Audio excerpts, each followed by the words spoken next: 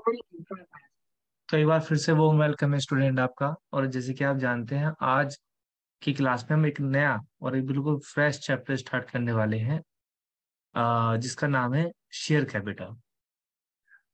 Share capital, अगर हम इस चैप्टर की बात करें प्यारे बच्चों, शेयर कैपिटल है ना, इसमें जो है आपका चैप्टर का नाम जो है वो प्योर जो है, बुक में जो नाम है वो है अकाउंटिंग फॉर शेयर कैपिटल। अब होता क्या है कि इस चैप्टर से बहुत बच्चे डरते हैं, और जो पास आउट होते हैं ट्वेल्थ के बच्चे, वे अपने जूनियर बच्चों को, यानी कि जो ट्वेल्थ में इस बार आए हैं, वो उस इस चैप्टर से बच्चों को डराते हैं कि भाई वो चैप्टर समझ में नहीं आने का, बहुत टफ है, एक्स वाई जेड इस तरह की बातें होती हैं। नॉर्मल वे में देखा जाए तो ऐसा हो भी सकता है। अगर वे अपना एक्सपीरियंस शेयर करते हैं और वे ऐसा बताते हैं तो ऐसा हो भी सकता है। लेकिन ऐसा सिर्फ कई कारणों से होता है, ऐसा कोई रूल नहीं है मिंटू से ये चैप्टर इतना टफ है, ऐसा कुछ नहीं है।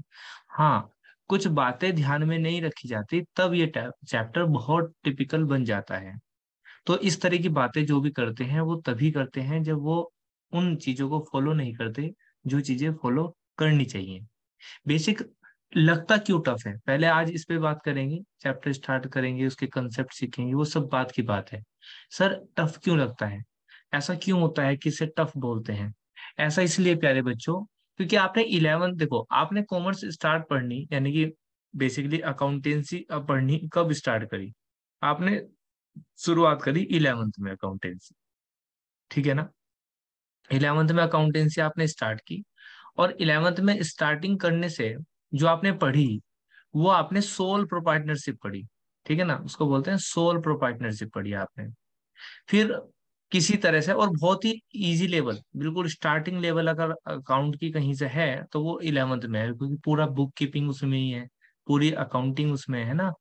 लेकिन आगे जब हम चले, उसका वाइड एरिया हुआ, तो जब हमने ट्वेल्थ स्टार्ट करी, जैसे हम ट्वेल्थ में एंटर किए, तो हमने क्या किया, हमने पार्टनरशिप पढ़ ली, ठीक है ना।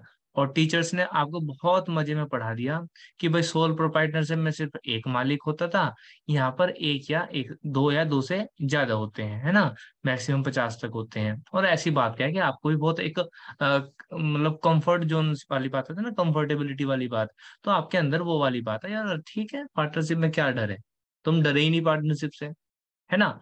लेकिन आपको रियल में बता दूं, अगर मैं ईमानदारी से, तो आपको बताऊं एक बात, कि पार्टनरशिप टफ है कंपैरिजन टू कंपनी। ये क्या बात करें सर, ये तो आप हम आपके मुंह से सुन रहे हैं पहली बार। जी हाँ, मेरा आपसे प्रॉमिस है कि मैं आपकी जो कंपनी की बुक है उसके अंदर जो पहला चैप्टर है शेयर कैपिटल, अगर आप मेरे हिसाब से पढ़ेंगे तो सारी वीडियो देखेंगे, वन बाय वन क्वेश्चन जितने मैं कराऊंगा उन्हें करेंगे, होमवर्क पूरा टाइम पर करेंगे, जो आपको नोट्स लिखवाए जाएंगे आप उन्हें पढ़ेंगे, उनको रिवाइज करते रहेंगे। तो हाँ, लेंथी चैप्टर है, थोड़ा लंबा है, ज्यादा देर तक जाएगा, ज्यादा दिनों तक खींचेगा, ये बात सच है। तो अभी मैं बात कर रहा था ना उन पॉइंट्स की, कि बच्चों को डर क्यों लगता है, मेन रीजन एक वो भी है। होता क्या है कि चैप्टर कई दिन तक जैसे जाएगा ही, तो बच्चे क्या करते हैं, स्टार्टिंग में बहुत गर्मजोशी से स्टार्ट करते हैं, और रियलिटी आप महसूस करोगे, आप कहोगे सर टफ बताते थे इसको, ये तो बहुत आसान है, स्टार्टिंग में आप बहुत जी लगा के करेंगे। लेकिन जैसे जैसे होता है ना, कोई चीज बोर होने लग जाते हैं हम, ओड होने लग जाती है कोई चीज, जब बहुत दिनों तक करते रहते हैं, और बच्चे सोचते हैं तो क्या है, हम तो कर ही लेंगे इसमें, ठीक है ना। तो ये क्या करते हैं, यहाँ पर बीच में आकर ग्रिप, मतलब ग्रिप छोड़ देते हैं, है ना, आलकस करने लग जाते हैं, तो तब वो चैप्टर टफ होना शुरू हो जाता है, ठीक है ना। टफ होने का मीनिंग ये नहीं है कि बहुत टफ है। अगर आपको मैं बताऊं तो गिनी चुनी जर्नल एंट्री है। अगर मैं आपसे ऐसा कहूं कि चलो छोड़ो इस वे को, ऐसे समझिए, अच्छा सर आज आप ये सारी बातें क्यों बता रहे हो, वो इसीलिए बता रहा हूँ, जो डर, जो फोबिया बना हुआ है रिलेटेड टू शेयर कैपिटल, वो खत्म हो, ठीक है ना। होता क्या है प्यारे बच्चों, कि आपकी जो पार्टनरशिप है ना, अगर मैं आपसे आप आज ध्यान दिलाऊं कि आपने कितना टफ काम करके आए हो, तो आप बहुत आज ध्यान रखेंगे कि आपने कितनी मेहनत करके आए हो। अगर मैं पार्टनरशिप की बात करूं तो भाई पार्टनरशिप का जो पहला चैप्टर है, फंडामेंटल, भाई ध्यान से देखा जाना चाहिए था, तो चैप्टर वहीं एंड हो जाना चाहिए था, है ना। फंडामेंटल से स्टार्ट हुआ और उसके जितने भी बेसिक सारी कंडीशन खत्म हुई, वहीं चैप्टर का एंड हो जाना चाहिए था। तो बचता क्या था? कुछ भी नहीं बचता था भाई, सब तो पढ़ लिया था हमने फंडामेंटल में। इंटरेस्ट ऑन कैपिटल, है ना, interest on drawing, profit and loss appropriation account, ठीक है ना, गारंटी, है ना, पास्ट एडजस्टमेंट, तो सब तो पढ़ लिया था उस चैप्टर के अंदर। तो फिर हमने नए नए चैप्टर, जैसे कि बात करूं मैं गुडविल की, है ना, बात करूं सर आप, अगर मैं बात करूं related to change in profit sharing ratio की, है ना, चेंज इन पीएसआर की, है ना। फिर उसके बाद हमने बात किस करी बेटा? एडमिशन की बात करी। फिर हमने किस बात करी? रिटायरमेंट की बात करी, है ना। रिटायरमेंट के बाद हमने कहीं की बात करी बेटा? डेथ की। और लो जी, फिर हम यहाँ पे भी नहीं रुके, हमने बात कर दी डिसोल्यूशन की, फर्म को ही डिसोल्व करवा दिया। तो आप यार इतना सारा काम करके आए, अगर आपको ये चैप्टर्स में ना बटे होते, मेरी बात को आज जिसने ध्यान से सुन ली ना, ये चैप्टर क्लियर हो जाएगा। कौन सा चैप्टर? Share capital. भाई आपको वहां बुक वालों ने आपके साथ एक एक्सीलेंस लगाया, एक दिमाग लगाया, है ना, एक इंटेलिजेंट लगाया, सॉरी एक्सीलेंस कह रहा, एक इंटेलिजेंट लगाया, एक दिमाग लगाया अपना, है ना, एक बुद्धि लगाई, क्या कि इन सारे काम को एक चैप्टर में न देके टुकड़ों में दे दिया आपको, और आप मजे में करते चले गए, आपको पता ही नहीं चला आपने कितना सारा काम कर लिया। एक तरीके से आप पूरी पार्टनरशिप का अकाउंट सीख कर रहे। हाँ या ना? पार्टनरशिप के जितने भी अकाउंट्स थे आप वो सीख के आ रहे हो। अगर मैं कहूं कि पार्टनरशिप में इतने ही अकाउंटिंग है और वो सारी आप सीख कर आ गए, तो कैन यू इमेजिन, आप सोच सकते हैं कि आप कितना बड़ा काम करके आ रहे हो। तो आप तो बहुत बड़ा काम करके आए हो भाई, है ना। जब आप इतना बड़ा काम करके आए हो, तो प्यारे बच्चों आपको एक चीज और सीखनी पड़ेगी, दैट इज कंपनी अकाउंट। तो कंपनी के अकाउंट भी तो बनते हैं भाई, जब हमने पार्टनरशिप पढ़ ली। और इलामत में देखो, पूरी सोल प्रोप्राइटरशिप, अगर मालिक एक है तो उसकी कैसे अकाउंटिंग की जा सकती है और कैसे की जाती है, वो सब हम जानते हैं। लेकिन फर्क कहाँ था? इलेवेंथ में पूरी अकाउंटिंग, है ना, आपको पूरी अकाउंटिंग एक बुक में दी, चैप्टर्स में डिवाइड करने कर गए, यानी कि छोटे छोटे टास्क दे के, तो आपको डर नहीं लगा कभी भी। पार्टनरशिप एक ब्रेक में, है ना, छोटे छोटे ब्रेक, थोड़े थोड़े टास्क देते रहे आपको, भाई अगर कोई पार्टनर आ गया तो कैसे अकाउंटिंग होगी, कोई पार्टनर चला गया तो कैसे अकाउंटिंग होगी, किसी पार्टनर की डेथ होगी तो कैसे अकाउंटिंग होगी। लेकिन अगर सोचो, ये एक ही चैप्टर होता, अगर बुक होती पार्टनरशिप चैप्टर और उसमें एक चैप्टर होता और पूरा सारा काम उसमें होता, तो सोच के देखना आप डर जाते और आप कहते भाई ये नहीं समझ में आता हमारे। जैसे कि फंडामेंटली है, फंडामेंटल में बहुत सारे टॉपिक उन्होंने छोटे छोटे छोटे छोटे एक चैप्टर में डाल दिया, बच्चे बहुत डरते हैं फंडामेंटल से आज भी। होता है ना ऐसा, मुझे सब पता है, बच्चे डरते हैं फंडामेंटल से। तो कंपनी अकाउंट का जो आपका चैप्टर है, इसमें क्यों डर लगता है बच्चों को? एक ही रीजन है कि इसके अंदर एक ही चैप्टर दे दिया और उसके अंदर सब कुछ ही तो दे दिया जितना उन्हें ट्वेल्थ के सिलेबस में देना था।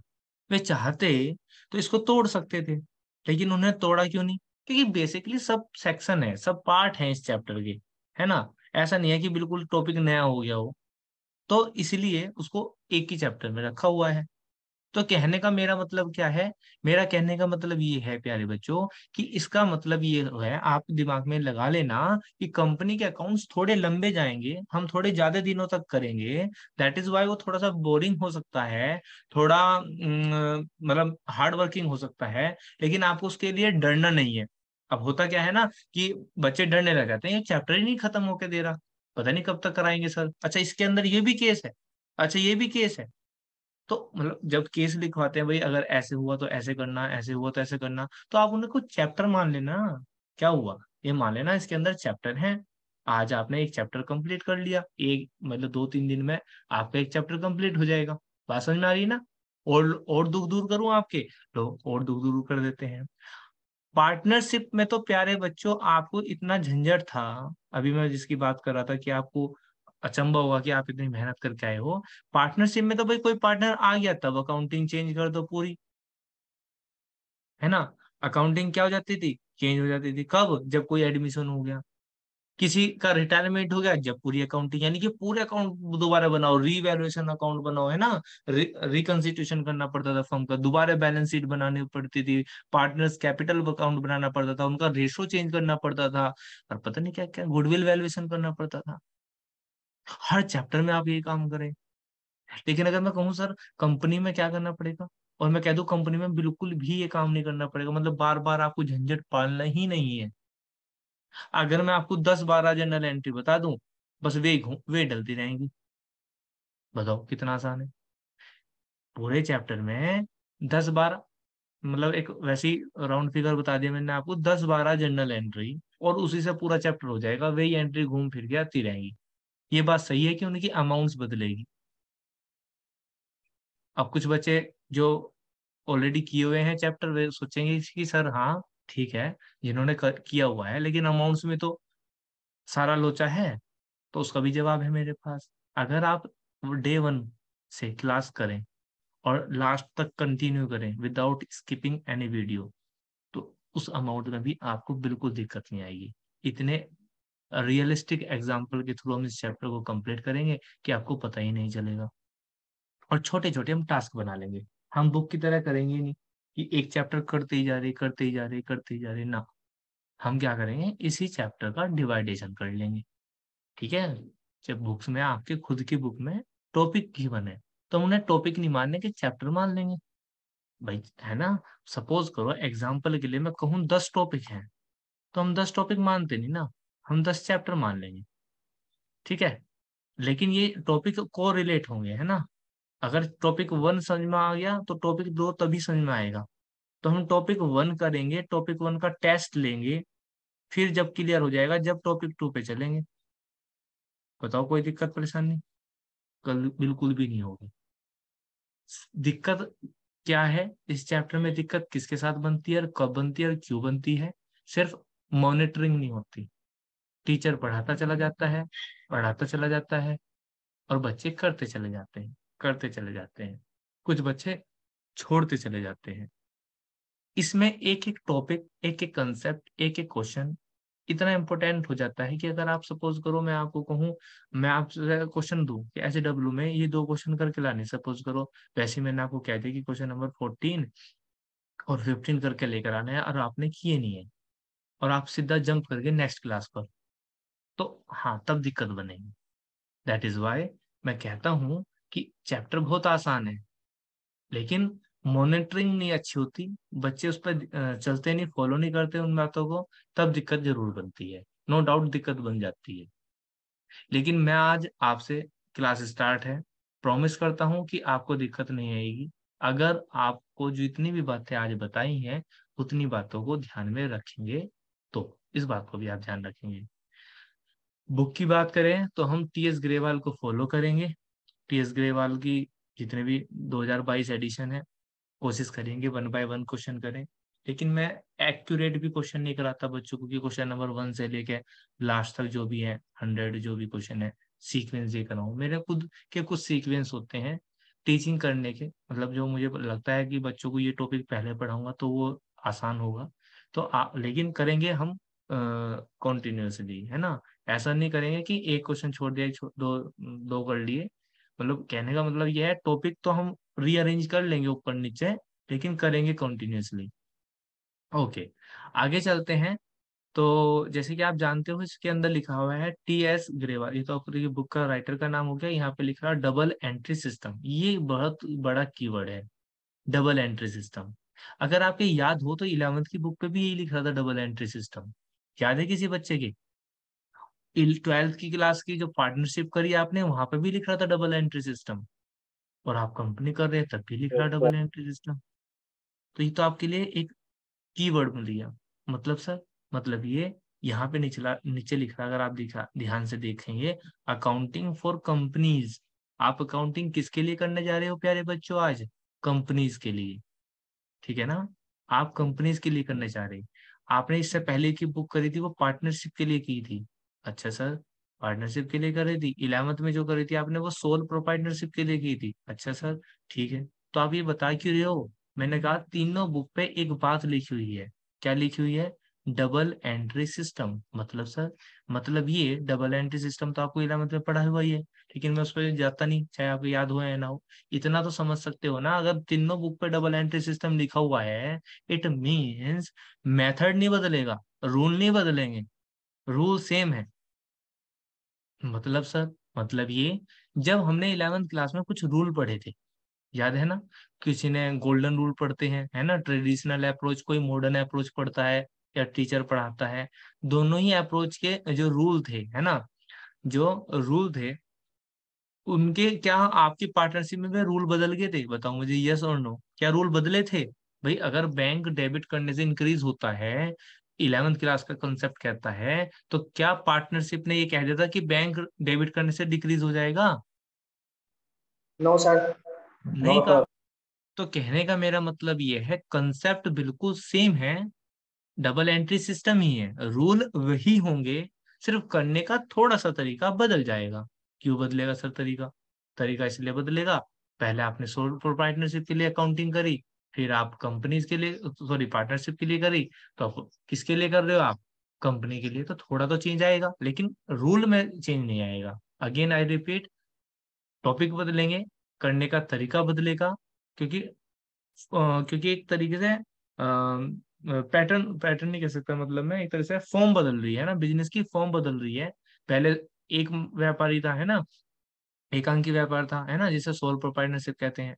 उसके बाद पार्टनरशिप आया तो उनके अलग रूल रेगुलेशन है, तो कंपनी के भी तो कुछ रूल एंड रेगुलेशंस अलग हैं अकाउंटिंग करने के, लेकिन कंसेप्ट वही है जो हमने अकाउंट के सीखे हुए हैं। यानी कि अगर वो ग्रेजुएशन में जाएंगे तो क्या वहाँ रूल बदल जाएंगे? वहां पर भी नहीं बदलते। जो बेसिक गोल्डन कंसेप्ट है वे सेम रहते हैं, तो उन्हीं के थ्रू आप यहाँ पर भी अकाउंटिंग करेंगे। ओके सर, यहाँ तक बात क्लियर है। चलिए जी, उसके बाद यहाँ पर आप देख पा रहे होंगे कि वॉल्यूम सेकंड है। तो आपको पता है, जैसे सैंपल पेपर आ गया, मैंने वहां पर भी बताया था कि आपका अकाउंट का पेपर जो है दो पार्ट में आता है, पार्ट फर्स्ट और पार्ट सेकंड। पार्ट फर्स्ट और पार्ट सेकंड। पार्ट फर्स्ट में ही ध्यान रखना, पार्ट फर्स्ट 60 मार्क्स के लिए होगा, पार्ट सेकंड 20 मार्क्स के लिए होगा, और टोटल जो नंबर होता है अकाउंट का पेपर जो होता है वो 80 मार्क्स का होता है। तो दैट इज वाई मैं आपको बता रहा हूँ कि ये जो बुक है कंपनी की, ये कितने नंबर की आएगी बेटा? 25 नंबर की। और जो आपकी पार्टनरशिप की बुक है, पार्टनरशिप की जो बुक है वो कितने नंबर की है? 35 नंबर की। मतलब सर, मेरा बताने का मतलब आज क्या है, जब इस चैप्टर स्टार्ट हो रहा है, सिर्फ बताने से मेरा मतलब ये है प्यारे बच्चों, कि part one major major part part one में ही आएगा, है ना, जो आपका टोटल 60 मार्क्स का होगा, 60 मार्क्स का। तो 35 तो हमने पढ़ लिए हैं। अब 25 भी आप समझते हो बराबर बराबर सही है, 10 नंबर का ही डिफरेंस है, कोई बहुत ज्यादा डिफरेंस नहीं है। तो आप समझ सकते हो कि इसका वेटेड भी काफी है ना। शेयर कैपिटल का तो वैसे भी सबसे ज्यादा अकेलेगा, है ना। ये 20 नंबर की सिर्फ बुक बचेगी। तो कहने का मतलब ये है, अगर अकाउंट्स में कुछ करना चाहते हो तो आपको ये बुक जो है, मतलब ये जो चैप्टर है वो करना ही करना होगा। ओके, आगे बढ़ते हैं। आगे जैसे हम बढ़ेंगे प्यारे बच्चों, तो मैं आपको बता दूं कि इस चैप्टर के अंदर हम क्या पढ़ेंगे। देखो, अगर मैं आपको बताऊं कि बुक्स के अंदर इसमें, अगर मैं कहूँ practical part that is called numerical, और मैं कहूँ थ्योरेटिकल पार्ट, बहुत भर के है ना, बहुत ज्यादा है।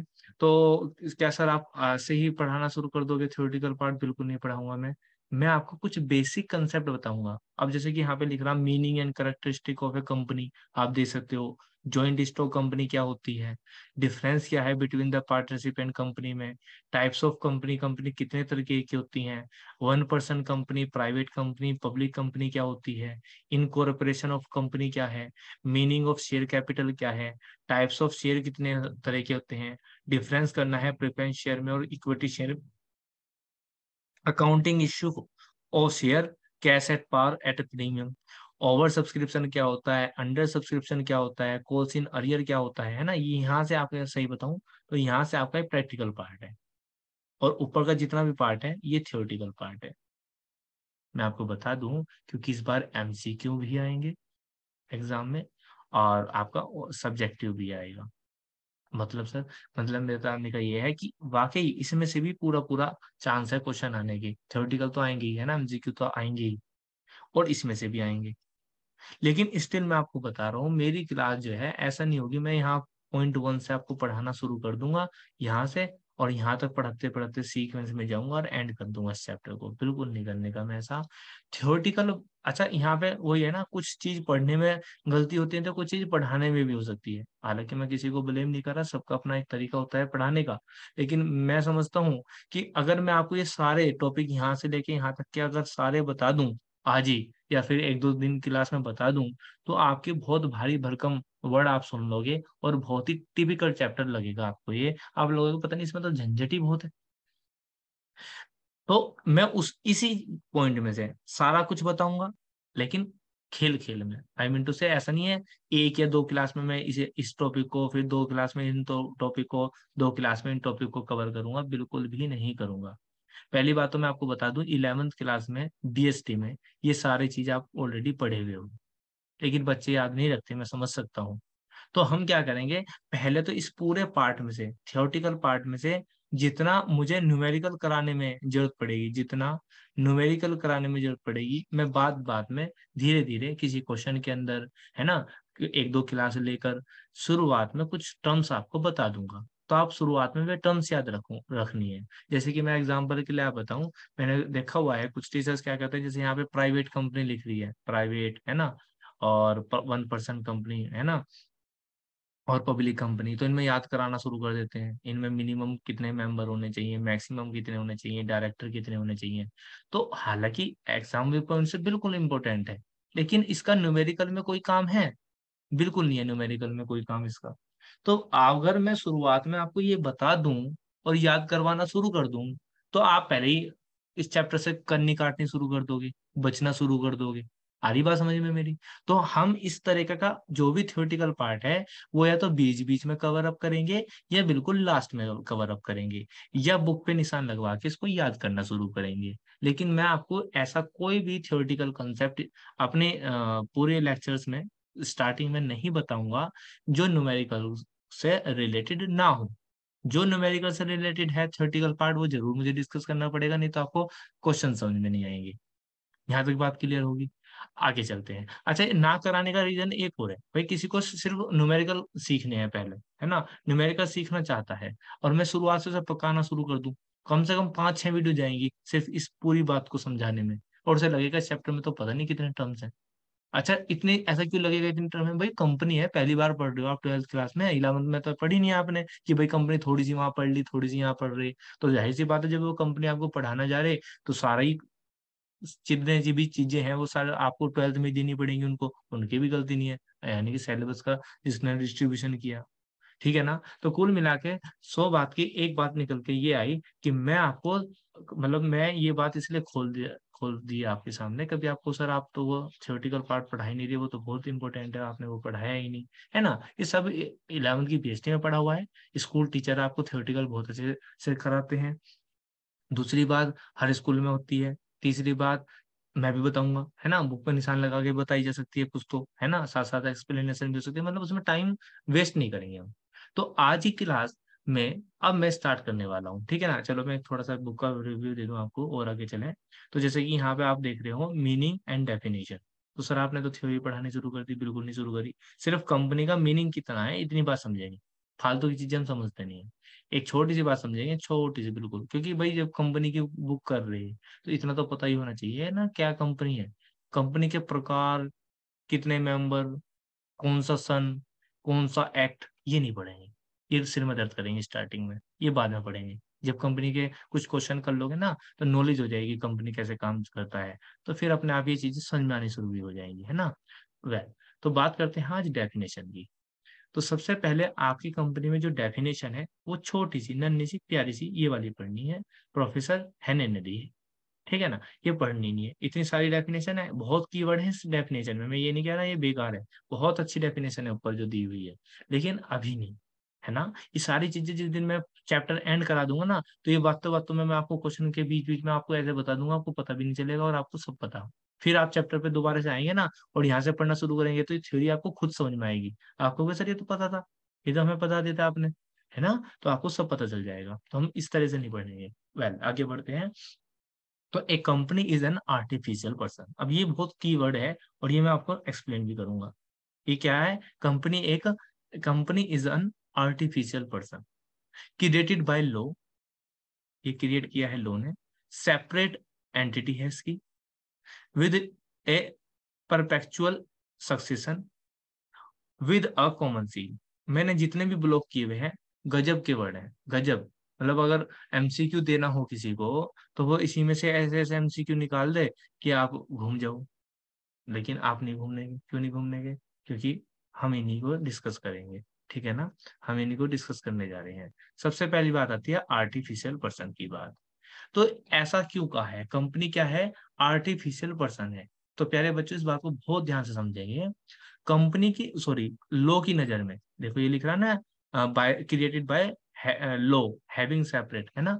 तो लॉ की नजर में, लॉ समझते हो ना, कम कानून, है ना। कानून की तरह से, लीगल तरीके से एक कंपनी एक आदमी है। एक कंपनी क्या है? एक आदमी है ना, एक आर्टिफिशियल पर्सन है। कौन? कंपनी। ठीक है जी, ये आर्टिफिशियल पर्सन है। आप कहोगे क्या सर, मट्टी का पुतला बना देते हैं वे आर्टिफिशियल के नाम पर, या कोई रावण का पुतला? नहीं, ऐसा नहीं है। सिर्फ एक कंपनी की तरफ से, कंपनी एक खुद में एक पर्सन है। तो पर्सन जब उसने मान लिया तो आर्टिफिशियल तो मानना ही पड़ेगा, क्योंकि रियलिटी में तो है नहीं। ओके, अभी चीजें और ज्यादा समझ में आएंगी, थोड़ा टाइम लगेगा, चलते रहोगे तो कानून की नजर में कंपनी एक व्यक्ति है, लेकिन कंपनी कैसा है? एक व्यक्ति आर्टिफिशियल है।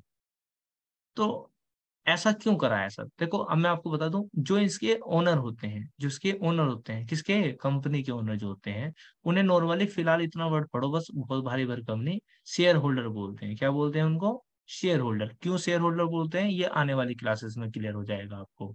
तो इनके जो ओनर होते हैं, जिन पे ओनरशिप होती है, वो क्या होते हैं? शेयर होल्डर, है ना। जिनके पास शेयर है वही होल्डर होते हैं, है ना। जिनके पास शेयर होल्ड किए हुए हैं, that is called share holder. ठीक है ना। शेयर क्या होते हैं सब डिस्कस करेंगे, थोड़ा टाइम लगेगा इस चैप्टर को समझने में। एक दो क्लासेस ऐसे जाएंगी जो वन बाय वन एक चीजों को बांधती चली जाएंगी। वेल, अच्छा सर, हमने आपने 11th क्लास में, 12th क्लास में एक चीज पढ़ाई थी, बिजनेस एंटिटी कॉन्सेप्ट। वो भी रूल ये कहता था कि बिजनेस, है ना, और मैं अक्सर ये डायग्राम बनाता था कि बिजनेस और businessman are different from each other. ये दोनों एक दूसरे से अलग हैं। हाँ या ना? याद होगी सभी बच्चे के। लेकिन आपने आज तक इतना बड़ा झोल नहीं सुना जितना आज ये करने जाएंगे, है ना। जो आपको सच्चाई पता चलेगी क्या, ये दोनों अलग अलग थे, लेकिन पता किस कैसे अलग थे? सिर्फ और सिर्फ धोखा था, मतलब एक तरह से इसके साथ। ये सिर्फ अलग था, सिर्फ और सिर्फ अकाउंटिंग करने के लिए। मतलब नहीं समझ में आया सर? मतलब ये प्यारे बच्चों, कि अगर आपको अकाउंटिंग करनी, सपोज करो बिजनेस में से, बिजनेस के पास 2,000 रुपए आए, तो आप ये नहीं सोचते थे कि बिजनेसमैन के पास पैसे आए। आप क्या सोचते थे?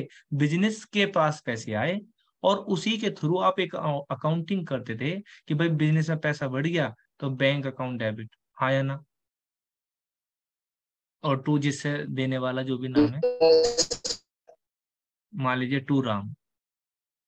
तो ये सिर्फ अकाउंटिंग के थ्रू अलग होता था, सिर्फ अकाउंटिंग करने के लिए। शेयर में भी ऐसा ही है, कंपनी में भी ऐसा ही है, दोनों अलग अलग हैं अकाउंटिंग करने के लिए। ये तो बात होगी कॉमन दोनों में। लेकिन कॉमन क्या नहीं है पता है?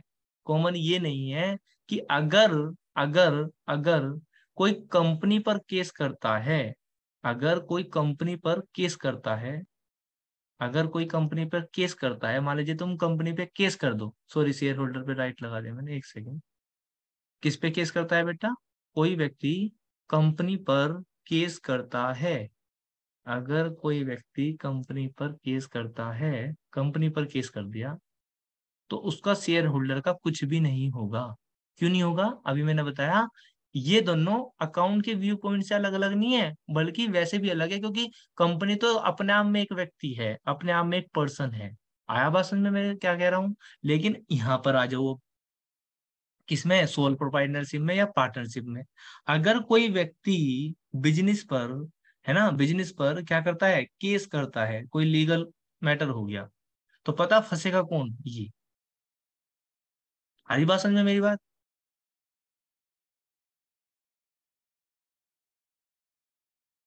तो इसका मीनिंग ये हुआ कि ये दोनों, ये तो अब तक जो हम पढ़ते आए थे 11th class, sole proprietorship, partnership, वे सिर्फ अकाउंटिंग व्यू पॉइंट से अलग अलग थे, लेकिन कंपनी रियलिटी में अलग अलग है।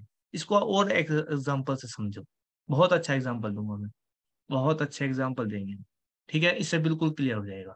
ये है हमारी सोल प्रोप्राइटरशिप। मैं पार्टनरशिप को बीच में हटा रहा, जो रूल सोल प्रोप्राइटरशिप के हैं वही हमारे पार्टनरशिप के हैं, तो ज्यादा कंफ्यूज नहीं करते। एक तो लेते हैं हम बेटा कंपनी, है ना, और एक लेते हैं हम शेयर होल्डर, है ना।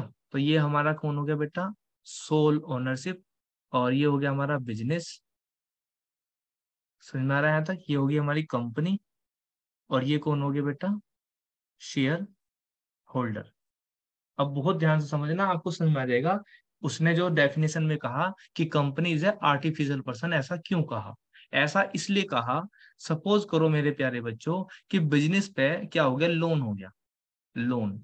और लोन क्या हो गया, बहुत ज्यादा हो गया, ज्यादा से मतलब उसकी नेट वर्थ से ज्यादा हो गया, ठीक है ना। यानी कि अगर मैं पूरा बिजनेस भी सोल्ड आउट कर दूं तो भी ये लोन उतरता नहीं। तो पता आपको पैसे किसे देने पड़ेंगे, इस मालिक के, मालिक को देने पड़ेंगे। मालिक का घर भी बेचना पड़ेगा ना, तो भी ये लोन उतारना पड़ेगा। मालिक के बर्तन तक बिक जाएंगे ना, इस वर्ड से ध्यान दे लो, बर्तन तक भी बिक सकते हैं इसके, इस कंपनी का लोन उतारने में। तो समझ में आया, ये दोनों अलग अलग होते हुए भी अलग अलग नहीं है। क्यों नहीं अलग अलग है? सिर्फ अकाउंटिंग जब करते हैं, अकाउंटिंग व्यू पॉइंट नजरिया रखने के लिए तो अलग अलग मानते हैं, लेकिन वास्तविकता में अलग अलग होते नहीं है। अब आ जाओ कंपनी में। अगर कंपनी पे लोन हो गया, किस पे लोन हो गया जी, कंपनी पे लोन हो गया, उसकी नेटवर्थ से ज्यादा हो गया लोन, यानी कि कंपनी को सब कुछ बेच भी दो तब भी पैसा नहीं जा रहा, तो शेयर होल्डर अपने घर से नहीं लेगा आएगा, शेयर होल्डर के बर्तन तक घर तक नहीं बिकेगा। अब मुझे ये सुन नोट करके जल्दी से बताओ, ये कंसेप्ट क्लियर है क्या? Yes sir. Yes sir. तो इसका मतलब ये जो डेफिनेशन में मैंने आपको बताया कि ये आर्टिफिशियल पर्सन है, अब इसकी इंपॉर्टेंस आप समझ गए होंगे कि इतना फोकस दे के डेफिनेशन में और सर ने इतना जोर दे के क्यों पढ़ाया कि ये आर्टिफिशियल पर्सन है। ये आर्टिफिशियल इसलिए है कि अकाउंटिंग व्यू पॉइंट से अलग नहीं है, बल्कि रियल में अलग है। तो इसीलिए इन्होंने इसको क्या कहा बेटा, आर्टिफिशियल पर्सन है। आगे चलते हैं हम। हैविंग सेपरेट एंटिटी, अब सेपरेट एंटिटी अब समझने में इतना टाइम नहीं लगने का, क्यों? क्योंकि हमने समझ लिया जब आर्टिफिशियल पर्सन है तो इसकी अपनी एक सेपरेट एंटिटी है। वैसे सबकी अपनी सेपरेट एंटिटी तो सभी की है ना। Okay, with A perpetual succession, ये हम बाद में समझेंगे, अभी नहीं समझेंगे। हाँ, कॉमन सील हम समझेंगे। कॉमन सील क्या होती है? एक तरह से आपने मोहर देखी होंगी अपने स्कूल में, है ना, मोहर देखी होंगी, तो ये भी एक तरह से मोहर ही है। मैं इसको कह सकता हूँ समझाने के लिए, एक तरह से मोहर है ना। कॉमन सील जैसे नाम से समझते हो, पहले राजा के टाइम पर अगर आपने कोई पुरानी मूवी देखी हो तो राजा भी एक क्या करते थे, एक स्टैम्प से मार देते थे, मोहर से मार देते थे, तो वो आपका काम क्या हो जाता था कि एक राजा की मोहर लग गया, ऐसा हो जाता था। तो सेम ऐसे ही कंपनी में ऐसा क्यों हुआ सर, इसमें कॉमन सील की जरूरत क्यों पड़ी? इसीलिए तो पड़ी क्योंकि आर्टिफिशियल पर्सन है, साइन तो कर नहीं सकता, पेन उठा के ऐसा साइन कर देगा। तो पर्सन को उसके साइन भी पड़ेंगे, क्योंकि जरूरत साइन की भी पड़ेगी भाई, तभी तो कोई काम होगा ना, जब ये पर्सन आर्टिफिशियल पर्सन इजाजत देगा। अब ये पेन उठा के साइन तो कर नहीं सकता, तो इसके साइन का काम कौन करेगी, ये कॉमन सील। आया समझ में? लेकिन अगर फिर वही वाली बात करूं मैं सोल प्रोप्राइटरशिप में, तो सोल प्रोप्राइटरशिप में अलग तो होते थे दोनों, बिजनेस और बिजनेसमैन, लेकिन आपको पता साइन भाई साहब के चलते थे, सारा काम भाई साहब ही करते थे, लेकिन यहाँ पर नहीं करेंगे। आया बात समझ में यहाँ तक, क्लियर है? तो इसलिए यहाँ पर एक कंपनी के केस में एक वर्ड आता है कॉमन सील। तो कॉमन सील क्या है, कभी कभी पूछ लिया जाता है कॉमन सील क्या है, तो या एमसीक्यू में पूछा जाता है। तो common seal it is unauthorised signature by the company, है ना। एक ऑथराइज सिग्नेचर है किसके, कंपनी के, ऑफ द कंपनी, है ना। ऑथराइज सिग्नेचर है किसके, कंपनी के ऑथराइज सिग्नेचर हैं। यानी कि अगर किसी लेटर हेड पर, है ना, किसी लेटर पर इस कंपनी की मोहर लग गई, तो बस इस कंपनी, इसका मतलब है इस कंपनी ने कह दिया ये, और इस कंपनी ने ये बात डन कर दी। किसने कर दी, इस आर्टिफिशियल पर्सन ने। अब तो क्लियर है ना, यानी कि इसका जो ओनर है उसके साइन मैटर नहीं करेंगे, है ना, उसके साइन मैटर नहीं करेंगे, बल्कि ये कॉमन सील मैटर करेगी।